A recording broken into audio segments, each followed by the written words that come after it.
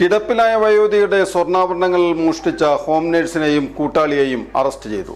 നന്മ communication branded smart phone, land phone, laptop, ടിവികൾ, വമ്പിച്ച ലോൺ മേളയും സമ്മാനങ്ങളും എക്സ്ചേഞ്ച് ഓഫറുകളും. നന്മ കമ്മ്യൂണിക്കേഷൻ, ശ്രീകാലേശ്വരിക്ക് മുൻവശവും വടക്കേനടയിലും.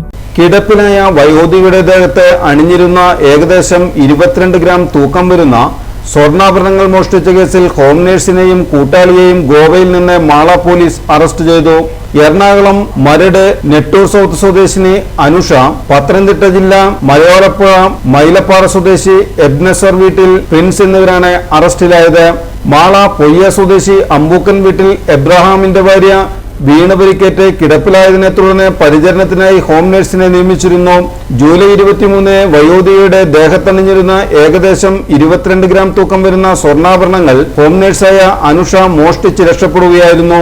ശാസ്ത്രീയ അന്വേഷണത്തിനൊടുവിലാണ് പ്രതികൾ ഗോവയിൽ ഒളിവിൽ കഴിയുന്നതായി കണ്ടെത്തി അറസ്റ്റ് ചെയ്തത്. ഇരുവരും മുൻകൂട്ടി ഗൂഢാലോചന നടത്തിയ ശേഷമാണ് മോഷണം നടത്തിയതെന്ന് അന്വേഷണത്തിൽ വ്യക്തമായി. മോഷണത്തിന് ശേഷം അനുഷ സംഭവസ്ഥലത്ത് നിന്ന് രക്ഷപ്പെടാൻ ഉപയോഗിച്ച ടാക്സി പ്രിൻസാണ് ഏർപ്പാടാക്കിയിരുന്നത്. രക്ഷപ്പെടുന്നതിനിടെ അങ്കമാലിയിലെ ഒരു ജുവല്ലറിയിൽ വിറ്റ മോഷണം മുതലായ സ്വർണ്ണാഭരണങ്ങൾ മാള പോലീസ് കണ്ടെടുത്തു.